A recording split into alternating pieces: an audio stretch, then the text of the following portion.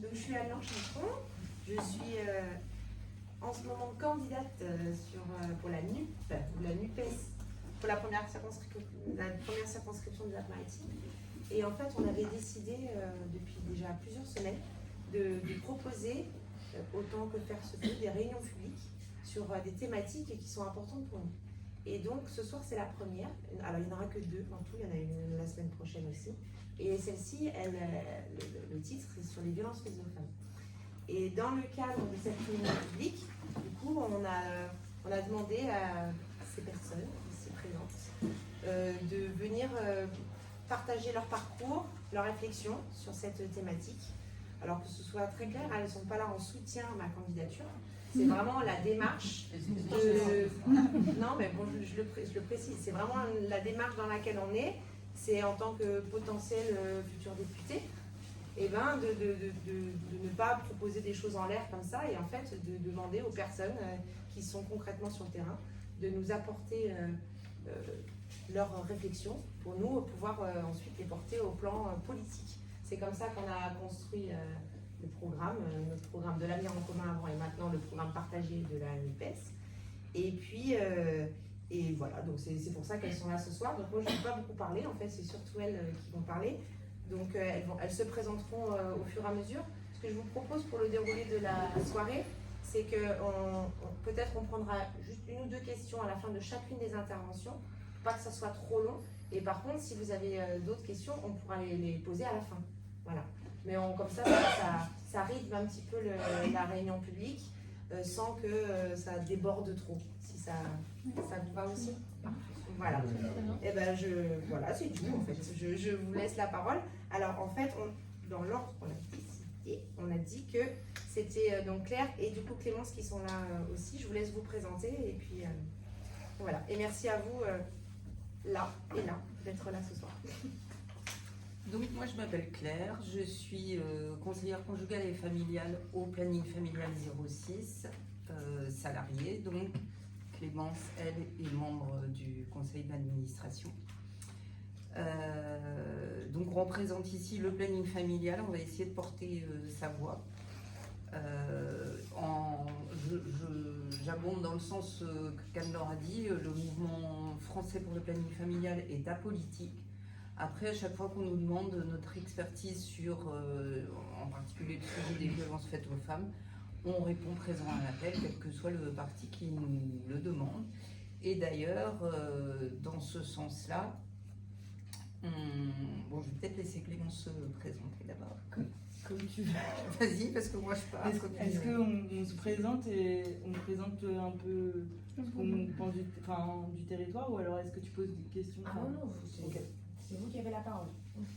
Donc, moi c'est Clémence, je suis membre du conseil d'administration du planning familial 06 depuis quelques années. Donc bénévole. Et bénévole, du coup. Et on est une des principales associations féministes une des principales, parce qu'il y en a d'autres bien sûr, sur le territoire des Alpes-Maritimes. Très rapidement, on est né en 1956 pour lutter pour l'accès à la contraception, tout d'abord, puis à l'IVG, ensuite, et puis dans les années 80, le planning a fait un énorme travail pour visibiliser les violences faites aux femmes. Et vraiment, c'était une association pionnière dans ce domaine-là, puisque elle a notamment un peu participé à la création des premières lignes d'écoute pour la prise en charge de ces violences. Je vais essayer de faire synthétique et rapide pour pas qu'on empiète sur les autres. mais voilà, donc nous, notre principal objectif, on est une association féministe d'éducation populaire, et notre principal objectif, c'est de lutter contre les stéréotypes de genre et les stéréotypes liés au genre dont on estime qu'ils sont responsables des violences faites aux femmes à la fin, et aux minorités de genre, parce que pour nous c'est important de le rajouter. Voilà, donc c'est par l'éducation et par les séances notamment, je pense que vous connaissez toutes et tous, j'espère en tout cas, qu'on agit contre ces stéréotypes, contre ces violences. Et donc nous, on est plutôt dans un travail de longue haleine, n'est-ce pas Claire, auprès des jeunes, mais aussi d'autres publics pour ça. Il y aurait beaucoup de choses à dire, mais on va essayer d'être synthétique sur qu'est-ce qu'on porte, nous, auprès des élus. C'est déjà la constitutionnalisation de l'avortement. On veut que l'avortement, gratuit, sans distinction de revenus, de statut et surtout de statut social, soit constitutionnalisé. Ça, c'est la première chose. Aussi pour éviter ce qui se passe aux États-Unis en ce moment, dont vous avez dû entendre parler. Exactement.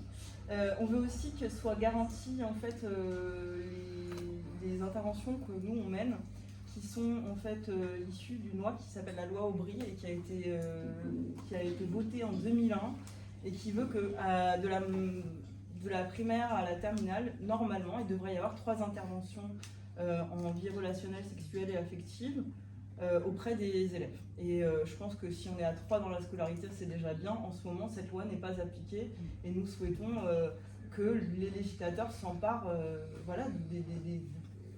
fassent respecter la loi existante. Juste, je voudrais dire que dans les pays où il existe le même type de loi, avec des interventions régulières depuis un âge précoce, on a vu baisser le taux de violence, notamment quand on parle de consentement dès un âge très précoce. Donc c'est quand même, pour nous, c'est vraiment le nerf de la guerre, de commencer par l'éducation à l'école. On remplit aussi également des missions de service public, ça Claire, je pense que tu pourrais mieux en parler, c'est d'écoute et d'accueil des personnes sans distinction de genre, de statut, revenus, etc. Dans nos permanences du local du centre-ville notamment. Je vais te parler, mais juste rapidement, sur le territoire, il y a un certain nombre de problèmes qu'on a évoqués, donc pas assez d'intervention. Un manque de soutien qui est réel et très fort de nos élus à différentes échelles. Par exemple, nos liens avec le département sont inexistants, voire hostiles. Je pense qu'on peut le dire, parce que le département a à charge énormément de compétences, le handicap, à charge les collèges, à charge des missions de service public, notamment dans les PMI. Et il se trouve que dans le département des Alpes-Maritimes, si vous voulez faire une IVG, vous ne pouvez pas aller en PMI, par exemple, alors que dans d'autres départements ça se fait. Voire même, quelquefois, vous tombez sur des personnes qui vous dissuadent ça c'est une réalité, d'aller jusqu'au bout de ce désir de non-grossesse. Tu peux expliquer PMI? Alors, les PMI, protection maternelle et infantile, en fait, les PMI sont pratiquement toutes couplées avec les centres de planification. Les centres de planification, c'est les endroits où on va pouvoir prescrire la contraception, faire des suivis et éventuellement pratiquer des IVG, ce qui ne se fait pas ici. Bien qu'on ait sollicité le département à plusieurs reprises pour au moins qu'il fasse des médicamenteuses, ça n'a jamais été pris en compte. Donc élargir l'offre d'accès à l'IVG, ça paraît quelque chose d'évident et le département pour l'instant s'y oppose. Après ça peut changer demain. Et c'est d'autant plus important qu'on est l'un des départements en France où il y a le plus d'IVG en fait. Ça c'est une réalité de notre territoire qui est renforcée par le fait qu'on a Monaco à nos portes et que c'est interdit à Monaco. Ce n'est plus pénalisé, il n'y a plus de poursuites judiciaires, mais en tous les cas, les Monégasques viennent dans les Alpes-Maritimes pour les IVG et elles tombent sur des médecins les personnes tombent sur des médecins qui les font payer très cher, jusqu'à 800, 2000 euros. Ça, c'est une première chose. Et on a aussi un autre territoire qui a une autre spécificité qui est que il y a beaucoup de personnes en transit et en situation de migration qui ont des statuts qui rendent de l'accès à l'IVG et à tout ça un peu difficile. Voilà. Et pour revenir aux centres de planification, donc, qui sont gérés par le département, dans leur mission, il y a aussi celle de l'information à l'école. Or, petit à petit, les centres de planification se sont désengagés ces dernières années et ces missions-là ne sont plus remplies. On ne peut pas attendre du planning familial 06, qui est une petite association, avec, on est arrivé à avoir 6 salariés, mais on ne peut de toute façon pas suffire à la demande. On ne peut pas imaginer qu'on couvre tous les collèges, lycées et même écoles primaires du département. Donc c'est essentiel que les centres de planification maintiennent ces actions-là Parce que sinon, il reste que les infirmières scolaires pour le faire dans les établissements, qui ne sont pas du tout en capacité de le faire, sachant qu'elles sont souvent à cheval sur plusieurs établissements, qu'elles ont beaucoup de mal et qu'elles sont formées pour le faire. Voilà, donc tout ça c'est notre partie à nous, puisque on navigue toutes, je pense, en bonne intelligence et en réseau sur le territoire autant que faire se peut. Et on a toutes des rôles différents, mais nous c'est vraiment la prévention, l'éducation et c'est notre cheval de bataille. Voilà. Si on conclure là-dessus. Voilà. Après, il y a d'autres, parce qu'en fait, on se sert d'un document qui a été formalisé par le planning national, puisqu'on est un mouvement national. Donc, on nous a fait redescendre justement des revendications à soumettre aux futurs potentiels élus. Et donc, il y a tout ça. Il y a s'assurer qu'un budget adéquat soit lié à la promotion de la santé sexuelle et reproductive. Donc, c'est ce qu'on disait, à pouvoir aller dans les écoles sur les thématiques égalité de genre, lutte contre les violences et discriminations. Se positionner pour aller plus loin dans l'accès aux droits, et là on parle entre autres des personnes en migration qui ont beaucoup de mal à quelquefois accéder à un suivi gynécologique, à l'IVG, à la contraception. Il y a aussi une écoute, une prise en charge en cas de violence. Sur la contraception, on voudrait bien aussi qu'il soit développé, qu'il soit mis des crédits pour développer la contraception testiculaire. Je ne sais pas si tout le monde sait de quoi on parle quand on dit contraception testiculaire. En gros, contraception masculine, la recherche qui peut être faite autour de la contraception masculine, hormonale aussi bien que thermique. Donc ça, c'est aussi des choses qui n'avanceront pas si on ne met pas des sous pour la recherche. Et puis, on a beaucoup parlé de la grande cause du quinquennat sur les violences. On n'a pas vu grand-chose se passer. Donc voilà, on aimerait que les futurs élus puissent se mettre en capacité de contrôler l'action du gouvernement pour que ça soit pas juste des mots, mais qu'il y ait vraiment des choses de fait. Voilà, tu voulais dire d'autres choses. On peut peut-être revenir plus sur l'action du planning familial si elle est un peu floue pour vous, ou revenir sur des questions particulières qui ont été juste effleurées. Si vous avez des Est-ce qu'il y a des gens qui ont des questions? Une question Allez-y. pas très profonde. Les centres de planification dépendent de qui? Ils fonctionnent où? Ils dépendent du département. Ils dépendent du département. Après, il peut y avoir des cas où les centres de planification fonctionnent d'une autre manière, notamment quand les plannings familiaux, et c'est le cas dans pas mal de départements, mais pas dans l'autre, quand les plannings familiaux sont aussi centres de planification. En fait, en gros, il y a deux sortes de plannings familiaux. Ceux qui sont seulement EVARS. EVARS, ça veut dire espace de vie affective, relationnelle et sexuelle. Et donc, il n'y a pas du tout de volet médical. On ne prescrit pas de contraception, par exemple, à part des préservatifs. On fait des tests de grossesse, mais on n'a pas de médecin ni d'infirmière dans nos locaux.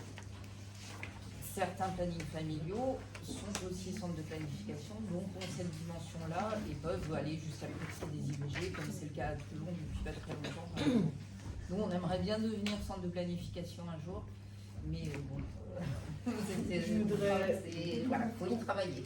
Juste pour compléter ce que dit Claire, il y a beaucoup de centres de planification qui s'appellent, sur la porte, il y a écrit planning familial, mais nous, on est une association militante, féministe, d'éducation populaire, et non, quand il y a écrit planning familial sur le local d'un hôpital, ce n'est pas forcément nous.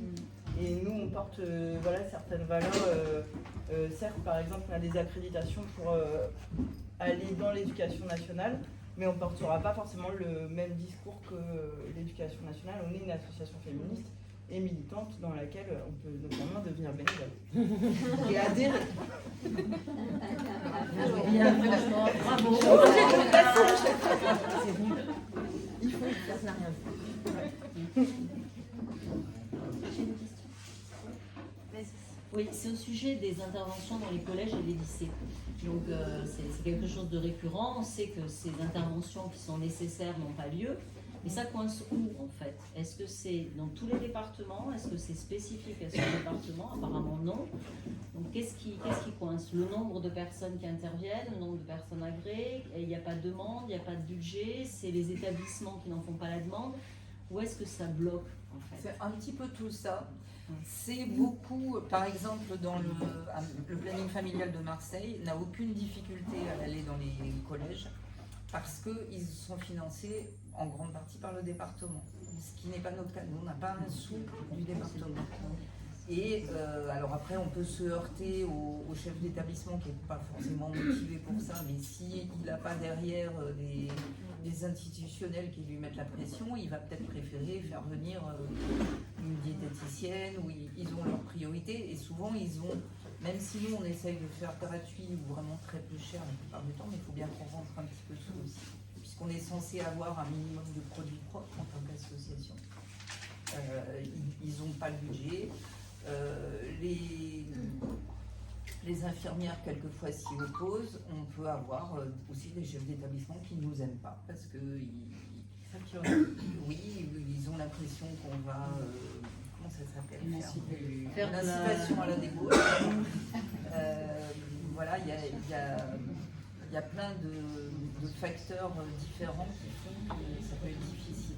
Et dans le meilleur des cas, on va y aller une fois au niveau de la classe de 3e, mais on n'y ira jamais 3 fois à chaque niveau de classe. Et si je peux aussi compléter, il y a un problème vraiment systémique, et notamment avec, je pense qu'on peut le dire, hein, avec ce gouvernement, qui est que ce gouvernement dit « Ah, ça, c'est notre priorité, on va mettre le paquet sur ça », mais sans moyens. Par exemple, je te donne un exemple très très concret, c'était ces derniers temps, ils étaient à fond précarité menstruelle. Donc l'État dit on va faire des actions précarité menstruelle. Pour nous, c'est super. Sauf que qui nous appuie pour rentrer dans les établissements? L'État dit faites ça. Nous, on dit oui, d'accord, on veut bien, ça nous intéresse. Mais sous ces conditions-là, et seulement qui nous appuie pour rentrer dans les établissements?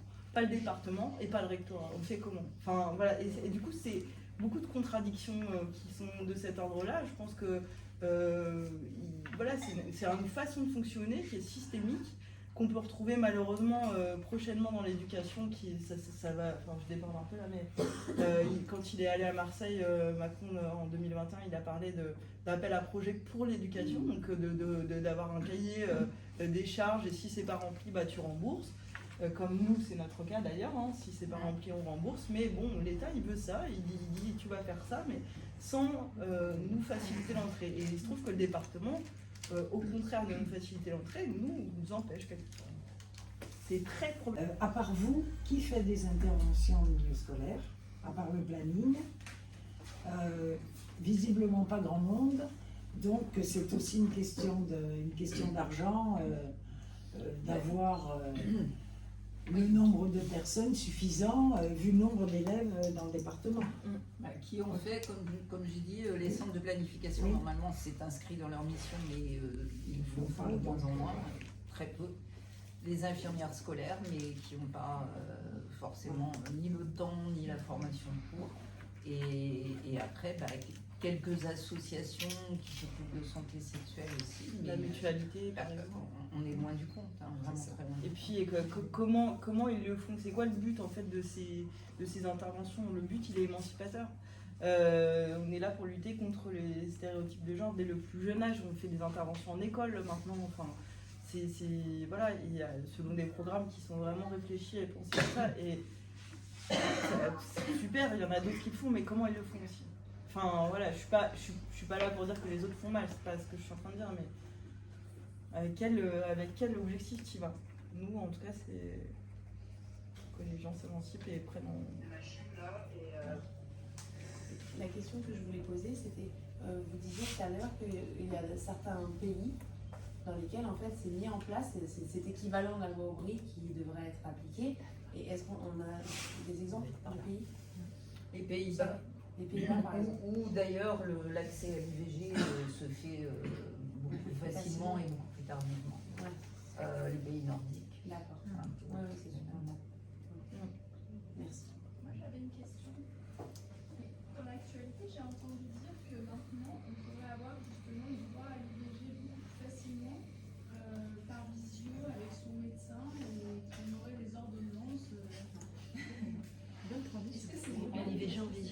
Oui. Peut-être elle pourra répondre. Ouais, répondre. on a une médecin. Peut-être qu'elle pourra y répondre. En fait, ça concerne les IVG médicamenteuses en libéral. Donc ça, Gaëlle pourra l'expliquer. Non, parce que tu as 15 minutes. Pas beaucoup de temps parce que je vais devoir partir.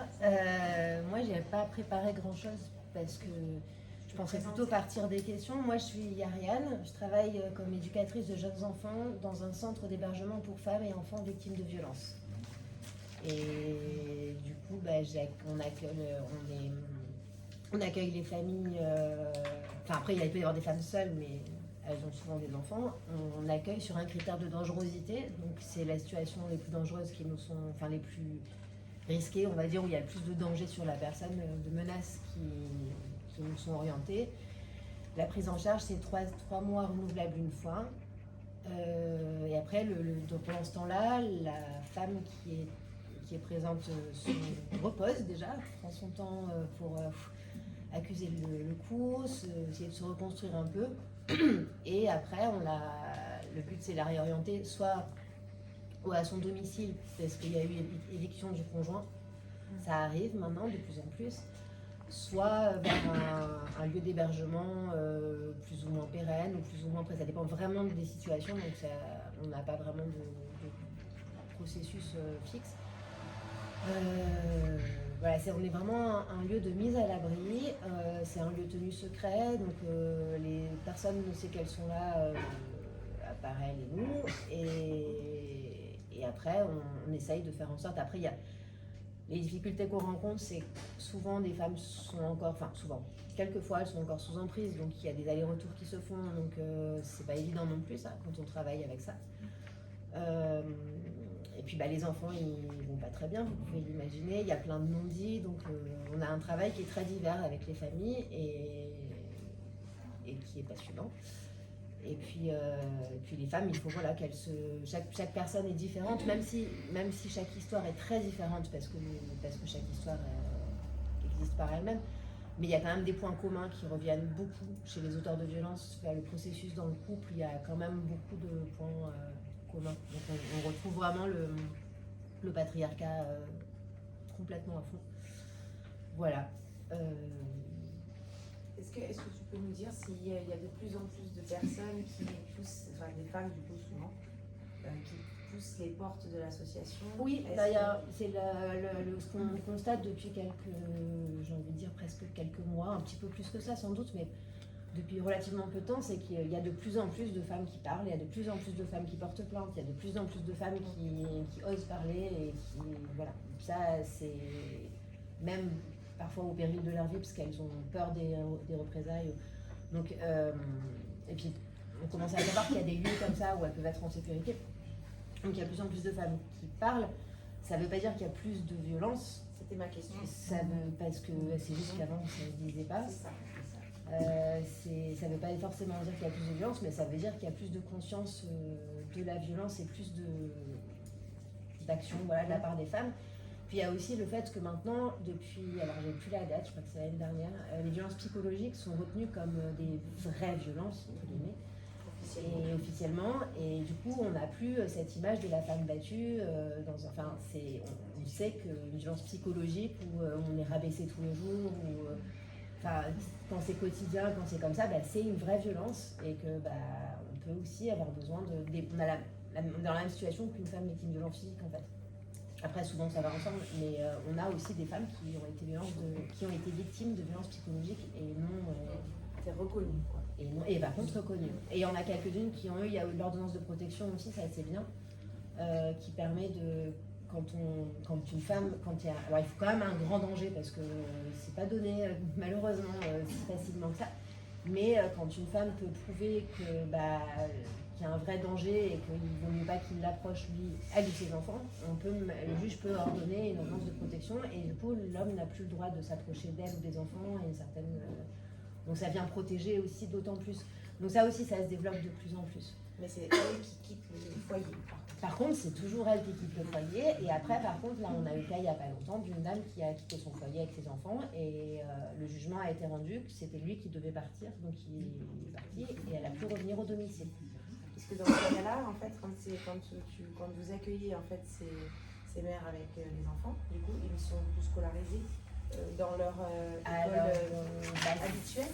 Soit la scolarité continue, soit ils sont rescolarisés dans le quartier où on est nous, quoi. Et ça se passe bien, d'ailleurs ça va plutôt assez vite, enfin c'est vite, jamais assez vite, mais ça. Puis bon, les enfants des fois ils sont dans une petite pause aussi, donc c'est pas plus mal. Mais nous, ce qu'on rencontre comme difficulté, c'est le manque de personnel, notamment psy, parce que c'est quand même, s'il y a bien une profession qui est nécessaire, c'est ça, parce que c'est des personnes qui ont vécu vraiment des troubles. Et puis souvent, il n'y a pas que les violences conjugales, il y a des choses derrière. Donc il nous manque ça, il nous manque vraiment. On en a, hein, on a des psychologues, mais qui viennent à temps précis. Enfin, on n'a pas de psychologue sur place, par exemple, tout le temps. Il nous manquerait des psys, et puis il nous manque plus de personnel, et puis des moyens. C'est bien que ce centre existe, mais il est petit. Enfin, il est petit, on a 14 familles à peu près. Donc ça serait peut-être bien si ça suffit pas, ça suffit pas, et on doit rejeter. Je me rappelle plus des chiffres, ça aurait été intéressant, j'aurais dû les noter. Mais je sais plus combien on a dû refuser de situations. Après, le centre, toutes les femmes n'ont pas envie d'y venir parce que il faut rentrer à 20h et qu'elles peuvent pas avoir de visite parce qu'elles peuvent dire à personne où elles sont, qui que ce soit. Donc c'est pas forcément confortable non plus. Donc on a vraiment axé sur la sécurité. Donc puis la vie en communauté, pas forcément facile non plus. Donc il y a des femmes qui refusent de venir à cause de ça. Mais et des assos comme celle-là, il en existe plusieurs. Alors nous, on fait partie d'une association. Oui, c'est géré par qui justement? ALC. Oui, c'est l'ALC. Mais là, il y a de ce que j'entends moi, autour de moi, il y a de plus en plus, il y a quand même une création de centres d'hébergement. Moi, ce que je trouve regrettable, c'est un peu ce que disait Clémence tout à l'heure, c'est qu'il y a des effets d'annonce, et que oui, c'est très bien, je ne vais certainement pas critiquer pour critiquer, il y a des centres d'hébergement, c'est génial. Sauf que on a toujours une capacité d'accueil qui est relativement faible, des conditions de travail, pas des conditions de travail, mais on n'est pas assez nombreuses et nombreux, on n'a pas assez surtout de personnes formées. Parce que moi, ce qui me semble hallucinant, c'est que quand on arrive dans ce genre de poste-là, on n'a aucune formation. On a des formations en cours d'emploi qui sont vraiment chouettes, et ça, je ne peux pas cracher dessus, c'est vraiment bien. Mais par contre, quand on arrive, on n'a jamais travaillé dans le domaine. Il y a un comportement très particulier à avoir avec une femme qui a été victime de violence. C'est pas un public lambda. Il y a des choses à savoir, il y a des choses à comprendre, et on n'a pas de formation immédiate. Et je pense que, apparemment, tout ce qu'on entend de la police, des associations, des MSD, il n'y a pas de formation là-bas, quoi. Et du coup, les personnes qui font face à ces femmes-là, elles ne sont pas formées, donc on peut avoir des accueils qui ne sont pas du tout à la hauteur, des mauvaises orientations. Du coup, des gens qui n'osent pas faire le pas parce que ça. Et des femmes qui ne vont pas oser faire le pas parce que. Moi, j'en ai une là qui veut plus porter plainte parce qu'elle a porté plainte 3 fois et qu'il n'y a pas eu de suite, par exemple. Bon, ça, c'est un autre sujet parce qu'on est sur la justice, mais ça aussi, ça énerve un petit peu, quoi. Et elle dit pourquoi ça sert, la police ne m'écoute pas. Et on a vu qu'il y a des femmes qui sont mortes de féminicide alors qu'elles avaient porté plainte 20 fois. Donc on sait très bien que là aussi il y a un problème. Bon, là je suis sur autre chose parce que c'est plus du coup de notre ressort. Et il y a eu un cas sur notre département. Ça serait Attention, intéressant. Il y a des la parole. Oui, alors, Comment je garde le programme. 1, 2, 3. Elle part dans 5 minutes. Alors, D'accord. Je fais partie de l'association Habitat et Citoyenneté, et en fait, on reçoit énormément de femmes victimes de violences. Et alors, je suis très mandatée ce soir pour venir dire les choses qui fâchent. Effectivement, les femmes, elles ne se présentent pas à LC quand elles sont victimes de violences, donc elles ne sont pas dirigées, elles sont dirigées dans un parcours très balisé, on va dire, avant d'arriver à Ariane. Mais au départ, le gros problème, c'est que les femmes victimes de violences, on téléphone à la police quand elles veulent, on les amène à la police porter plainte quand ils veulent bien prendre des plaintes. Si elles ne sont pas accompagnées, c'est quasiment impossible. Et par la suite, elles sont totalement livrées à elles-mêmes. Je prends un exemple, une femme qui est venue pour la 2e fois se présenter pour des violences physiques et psychologiques de la part de son mari, avec 2 petits-enfants, elle ne rentre pas à la maison, elle est à l'association, il est 8 h du soir, on téléphone au 115. Le 115 dit oui, on lui a trouvé une place à Antibes. Donc, qui va payer les parts télécriens et qui va payer le trajet à Antibes, déjà. C'est un hôtel lambda, donc qui va lui donner à manger, qui va la protéger là-bas, qui va l'accompagner là-bas. Et en fait, on vous répond, téléphoner au CIDFF, mais quand il est 8 h du soir, en fait, il n'y a que à Vitesse BNT, il y a encore quelqu'un. CIDFF, 6 h moins le quart, il n'y a plus personne. Pas de permanence, pas de juriste. On a fini par insister pour que la dame accepte qu'on appelle la police. On appelle la police et encore on est tombé sur des trucs très sympas. Le mari arrive et donc comment amener cette dame à Antibes, même si on lui paye le train, elle va comment à Antibes avec le mari qui l'attend sur le trottoir. Voilà, donc c'est la police qui l'a accompagnée. Elle est restée 2 jours à l'hôtel, sans argent, sans rien, un téléphone qu'on lui avait donné mais qui ne marchait pas. Eh bien, elle a fait appeler son mari et elle est rentrée à la maison. Et c'était la 2e fois. Et en fait, c'est souvent. Parce qu'en fait, il y a 0 accompagnement entre. Le lendemain, on a contacté une association. Bon, le CIDFF nous a envoyé sur Arpège. Arpège dit oui, ok, on est surbooké, ça sera lundi prochain. Et en fait, c'était 4 jours de trop, quoi. Et en fait, il y a. Oui, le 115 dit on a des chambres réservées, mais ça ne suffit pas à la chambre. C'est tout l'accompagnement qui va avec. Enfin, c'est Anna, elles sont dans un état lamentable. Les gamins, ils étaient collés au plafond, 4 ans, 5 ans. Il manque vraiment, il y a un maillon là, de la chaîne qui est vide totalement. Totalement. T'as tout à fait raison. Parce que la situation elle est comme ça, on la connaît dans les PAU, dans les places d'accueil d'urgence, dans les places hôtels du 115, on sait que la situation est comme ça. Nous on a la chance, évidemment, enfin ces femmes ont la chance dans leur malheur d'être très bien entourées au centre d'hébergement parce qu'il y a plein de professionnels, il y a des professionnels qui les accompagnent. Mais par contre, tant qu'elles ne sont pas dans un centre d'hébergement, effectivement, elles ne bénéficient pas du tout de l'accompagnement et on sait ce que ça peut donner. Et nous, on a pas mal de femmes qui sont chez nous, qui ont été au 115 avant, enfin qui ont été en PAU avant ou en hôtel, et qui disent c'était dramatique, parce qu'elles se retrouvent seules avec leurs gamins, le mec il sait où elles sont. Oui, c'est dramatique.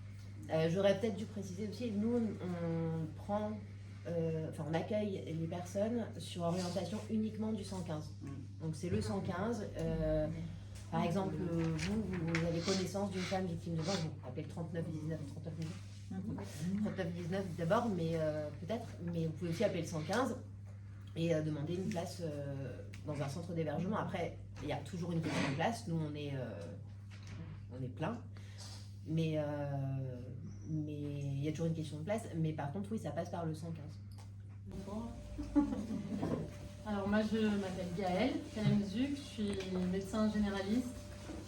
Donc moi, je vais vous raconter comment je n'ai pas été formée au dépistage et à la prise en charge de femmes victimes de violences pendant tout mon cursus, qui était quand même assez long, puisque j'ai appris pendant 9 ans à diagnostiquer plein de choses compliquées, plein de maladies qui n'existent pas, que je n'ai jamais vues. Par contre, on m'a jamais dit qu'une femme qui avait tout le temps mal au ventre, tout le temps mal au dos, ou qui était fatiguée, ou qui venait à un rendez-vous sur 2, ou qui arrivait en retard, ça valait peut-être le coup quand même de lui poser la question de comment ça se passait avec son conjoint. Bon, c'est pas vraiment de ma faute, je suis pas la seule, il y a quand même un gros manque de formation des médecins. Moi, j'ai eu la chance, sur la fin de mes études, de faire un stage au planning familial, alors pas ici, mais à Marseille. Et puis du coup, après, en étant à Nice, d'avoir croisé quand même le chemin de quelques associations. Donc le planning, aussi le CIDFF dont on a déjà parlé, qui a aussi toute une branche formation des professionnels qui personnellement m'a énormément apporté dans ma connaissance de la question. Tu pourrais dire ce que c'est pareil. Alors, CIDFF, c'est un acronyme très compliqué qui veut dire Centre d'information du droit des femmes et de la famille. Alors, je n'ai pas de lien direct, enfin, j'ai des liens, mais voilà. C'est une association, il y a principalement des juristes et des psychologues qui interviennent et qui sont vraiment spécialisés dans l'accueil de femmes victimes de violences. Alors pourquoi en fait, je vous ai un peu expliqué pourquoi c'est important pour un médecin d'être formé à ça, parce qu'en plus c'est très fréquent, hein, les chiffres ils sont toujours un peu surprenants, mais on estime environ que 3 femmes sur 10 dans nos consultations, enfin dans nos salles d'attente en tout cas, ont certainement un jour où sont victimes de violences. Donc en fait on en voit tout le temps sans le savoir, et les médecins pensent en gros en croiser 2 par an. Hein, c'est ce que montrent certaines études. Alors un des gros freins, déjà il y a le manque de formation, et puis quand on interroge les médecins sur pourquoi ils ne dépistent pas, parce qu'on a depuis 2019 comme une recommandation de la Haute Autorité de Santé qui dit qu'il faut poser la question à toutes les femmes, alors parce que dans 95% des cas, dans le cas des violences conjugales, ce sont des femmes, mais bon, en fait on pourrait dire même à toute personne, hein, donc de poser la question à toutes les personnes qu'on rencontre en consultation, de la façon avec laquelle on se sent à l'aise, avez-vous déjà été victime de violences ou autre. Donc la HAS depuis 2019, Haute Autorité de Santé nous préconise ça, bon c'est pas beaucoup fait. Et un des gros freins, c'est la peur, mais un peu comme ça a été dit là depuis tout à l'heure, hein, la peur des médecins qu'elles répondent oui et de du coup pas savoir du tout quoi faire. Donc voilà, moi ça fait une dizaine d'années que je suis installée, que j'apprends vraiment sur le tas. Et j'essaye de transmettre. Donc c'est un petit travail de fourmi. Je suis devenue maître de stage, je suis enseignante au département de médecine générale, donc j'ai 4 internes par an qui font un stage chez moi de 6 mois. Donc, déjà je transmets un peu à ce moment-là. On a mis en place avec d'autres enseignants du département un séminaire. Donc c'est une demi-journée en dernière année d'internat de médecine générale où on parle de santé des femmes.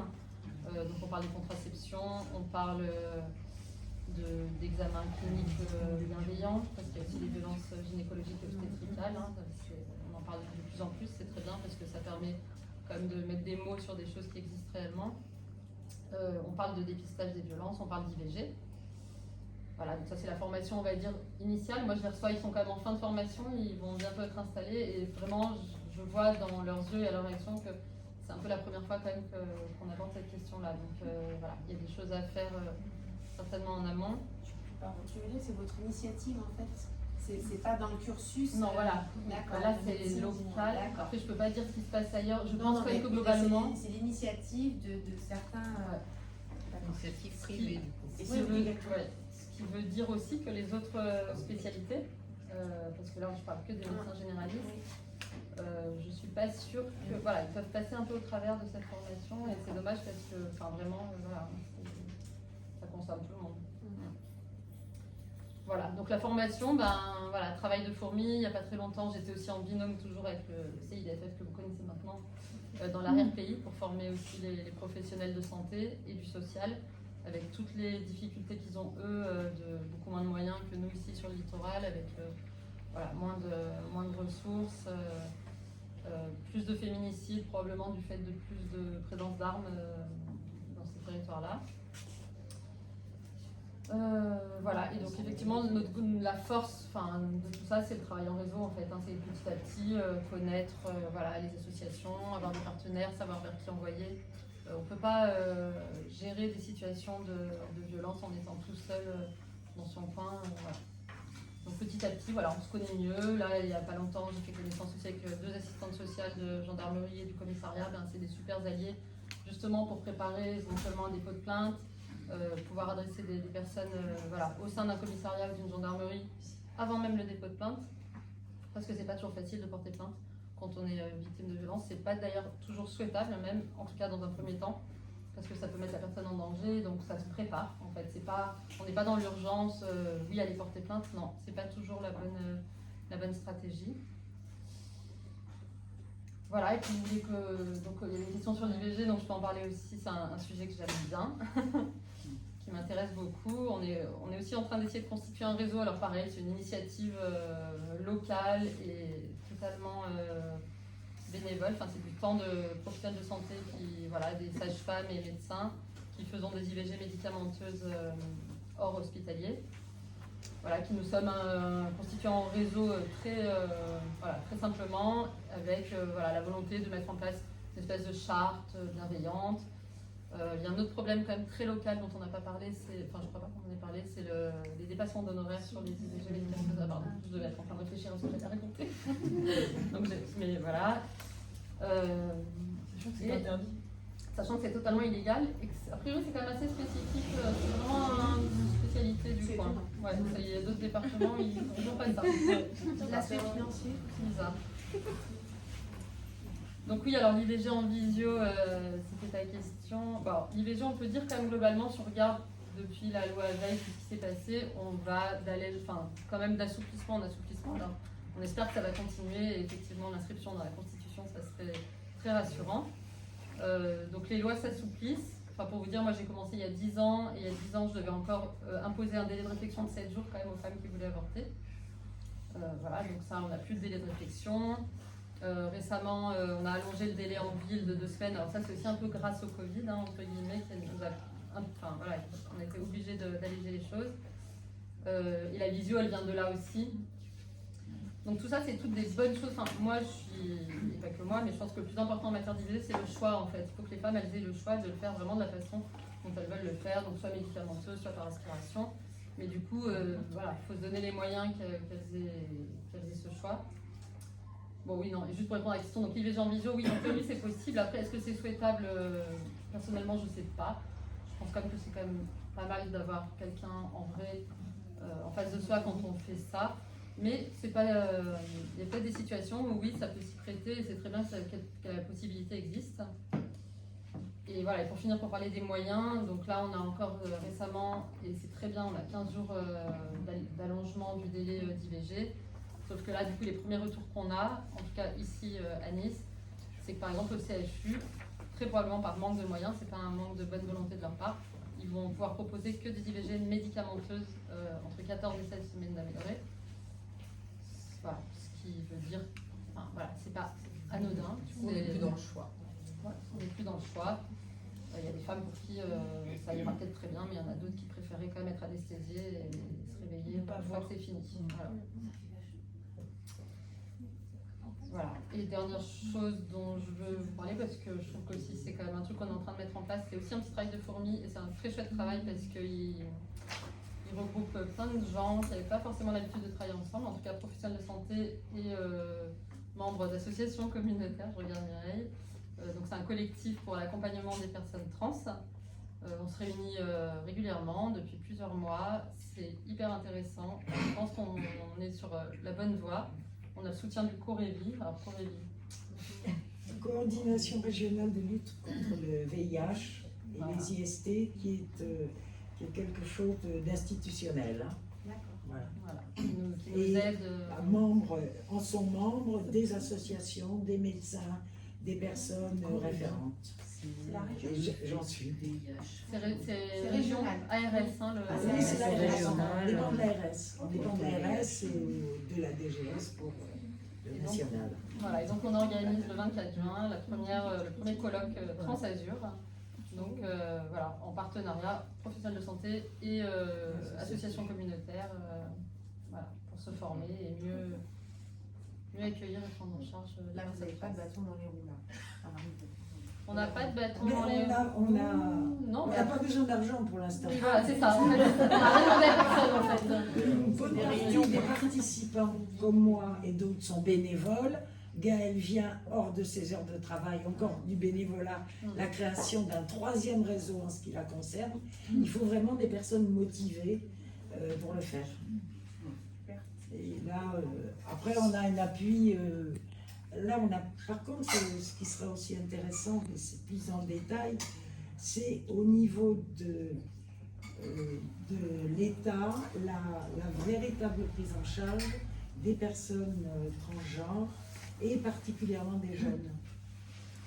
Parce qu'il y a beaucoup de freins aussi qui sont dus à une méconnaissance, à un discours politique complètement rétrograde. Bon, on est toujours dans le même type de circuit. Pour avancer sur ces sujets-là, il faut être militant. Madame. Oui, merci.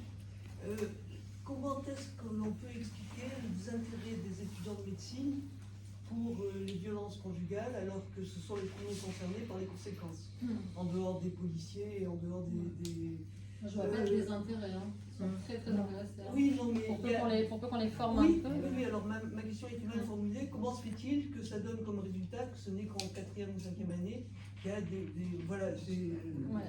j'ai mal formulé. Je pense qu'on avance, je pense quand même on progresse plutôt dans le bon sens, parce qu'avant il n'y avait rien et que ça commence. Après, pourquoi est-ce que dans le tronc commun initial, où moi personnellement j'ai pas de lien et je sais pas.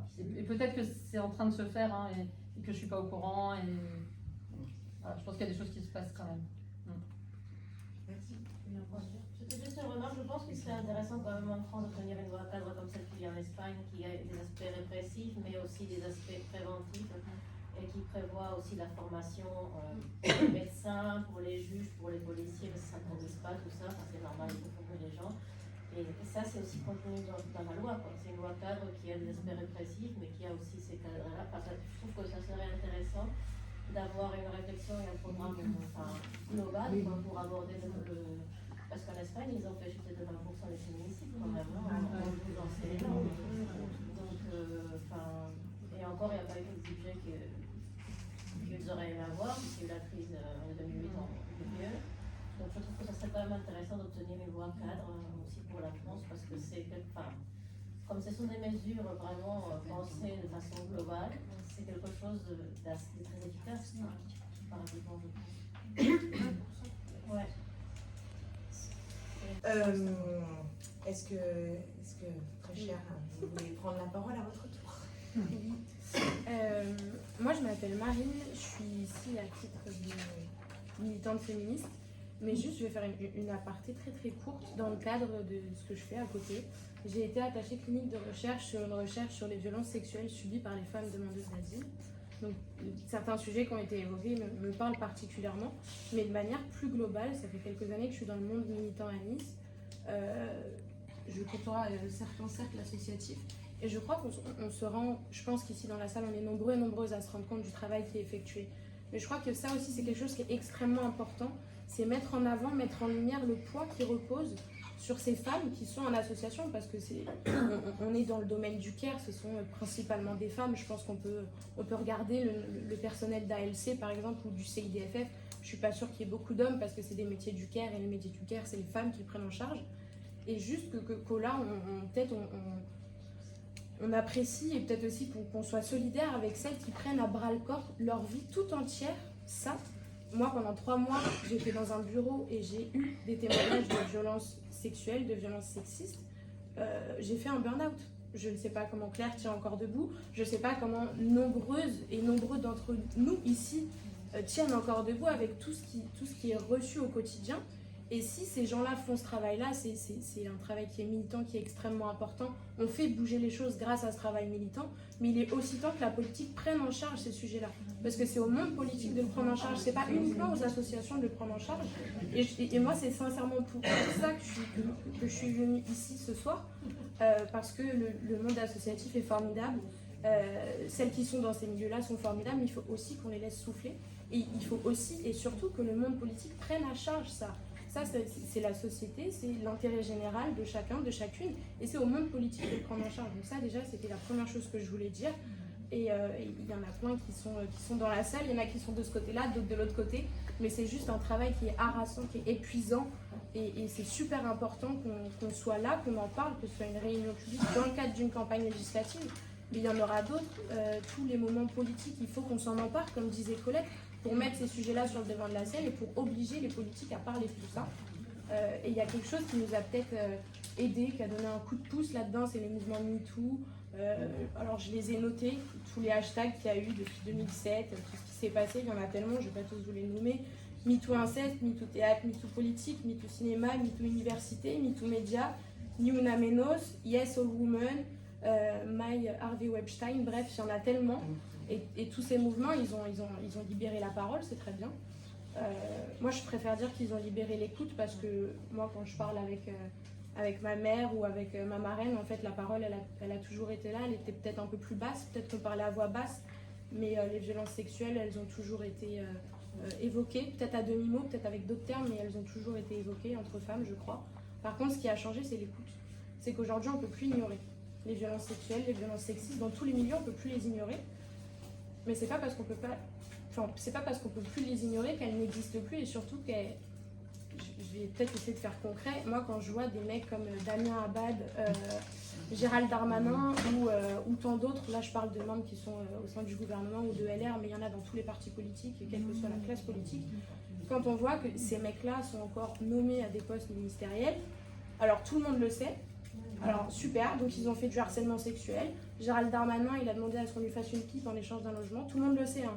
Il y a eu une enquête Mediapart, il y a eu une enquête dans le monde judiciaire, mais en attendant, ces mecs-là occupent encore des postes. Parce que ce que ça veut dire, c'est que se payer un homard aux frais du contribuable, c'est plus grave que d'agresser une meuf. C'est ça que ça veut dire aujourd'hui. Donc c'est que tout le monde le sait, mais on ne perçoit pas encore la violence que c'est, les traumatismes que ça cause et tout ce qui en découle. Ariane, tout à l'heure, elle parlait des enfants, mais il n'y a pas que les enfants, il y a tellement de monde autour. Je crois que même dans un milieu professionnel, d'apprendre qu'une collègue est victime de violences conjugales, qu'elle a subi un abus sexuel, ça vient aussi réveiller des choses. Enfin, je veux dire, c'est comme une toile d'araignée. Et je sais pas si je suis très très claire, mais moi j'insiste vraiment, si je suis venue là ce soir, c'est pour expliquer qu'il faut que le champ politique s'en empare, et il ne va pas s'en emparer comme par magie. Et il ne va pas s'en emparer si on ne vient pas tous et toutes donner un coup de main au personnel associatif, à tous ces collectifs féministes, mais pas que, qui prennent à bras le corps ces problèmes-là, la prise en charge du mieux qu'elles peuvent. Moi, je pense à Habitat, j'ai fait quelques mois chez Habitat, je veux dire, on n'imagine pas, tant qu'on n'a pas mis les pieds, le travail qui est effectué. Et Habitat, c'est à Nice, mais il y en a tellement des associations comme ça dans toute la France. Et c'est au pouvoir public maintenant de s'en emparer. Maintenant, si on ne leur met pas la pression, ils s'en empareront pas. Donc c'est à nous tous et toutes, autant qu'on est là, ici aujourd'hui, dès qu'il y a une mobilisation, dès qu'il y a une manifestation, dès qu'on entend parler de quelque chose, on en parle, on en discute et on mobilise dans nos milieux à nous. Et je crois que ça, c'est super, super, super important. Voilà ce que j'avais à dire.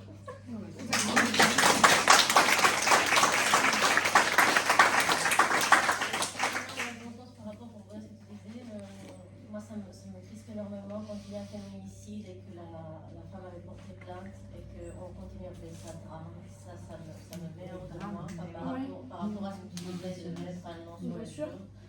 Je trouve qu'il faut absolument qu'on réussisse à obtenir la qualification de négligence, quoi, enfin, je veux dire, policière, quoi, enfin, parce que on ignore, enfin, il y a des femmes qui ont porté plainte, là, bon, celui qui avait tué 3 gendarmes l'an dernier, en fait, la nana, elle avait porté plainte 2 fois, elle avait refusé de prendre sa plainte, elle avait signalé qu'elle avait tenu le port d'armes alors qu'il était dehors, et après ça, il tue les 3 gendarmes, et c'est pas grave, c'est une négligence, quoi. Bien sûr, même très récemment à Nice, le cas de Johanna.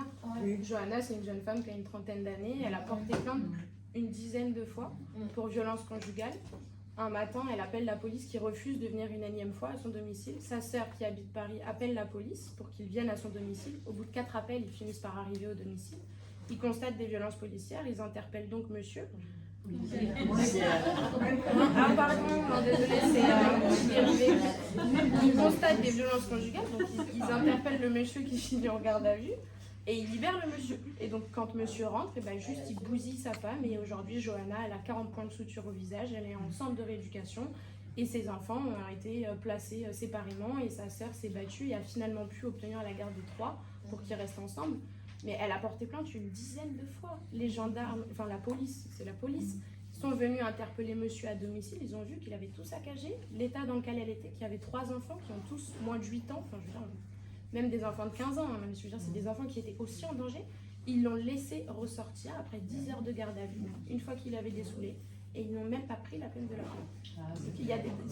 C'est absolument terrifiant.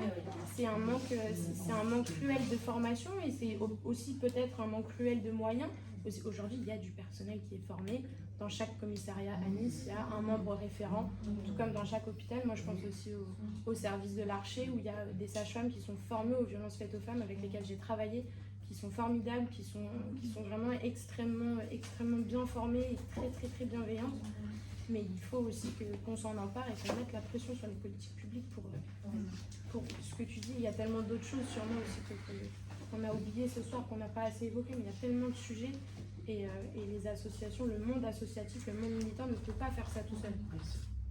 Oui, mais celui-là, réussir à qualifier de négligence quand une femme meurt par faute des pouvoirs publics, finalement, je trouve que c'est assez important, assez immédiat, parce que ça arrive quand même plus souvent vraiment qu'on le voudrait. Et que si on ne franchit pas le cap de signaler qu'on n'a pas voulu le voir, ça va être compliqué pour rien.